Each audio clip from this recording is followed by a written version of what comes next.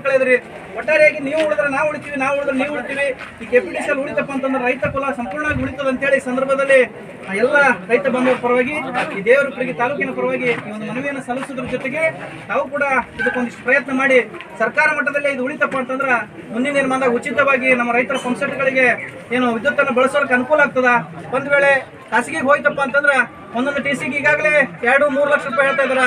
ಮುಂದಿನ ದಿನಮಾನದಾಗ 5 ಲಕ್ಷ 6 ಲಕ್ಷ ಆಗ್ಬೋದು. ಮತ್ತು ಏನು ಕೈಗಾರಿಕೆಗೆ ನಾವು ಏನು ಕರೆಂಟ್ ಬಳಸ್ತೀವಿ ಆ ರೀತಿ ನಾವು ಕೂಡ ಹೆಚ್ಚಿನ ಪ್ರಮಾಣದಾಗ ಹಣ ಕೊಡಬೇಕಾಗ್ತದ. ಅದಕ್ಕೆ ಎಲ್ಲ ರೈತ ಬಾಂಧವರ ಪರವಾಗಿ ಕಳಕಳಿಯಿಂದ ವಿನಂತಿಸಿಕೊಂಡು ತಮ್ಮ ಮೂಲಕ ನಾನು ಸರ್ಕಾರಕ್ಕೆ ಒಂದು ಮನವಿ ಸಲ್ಲಿಸ್ತೀವಿ ಅಂತೇಳಿ ಸಂದರ್ಭದಲ್ಲಿ ಮನವಿಯನ್ನು ಕೊಡ್ತೇವೆ. ಸರ್ ಮನವಿ ಕೊಡ್ತೀರಿ ಸರ್ ಟಿಸಿ ಸುಟ್ಟರೋದು 24 hours ನಮ್ಮ ರೈತರಿಗೆ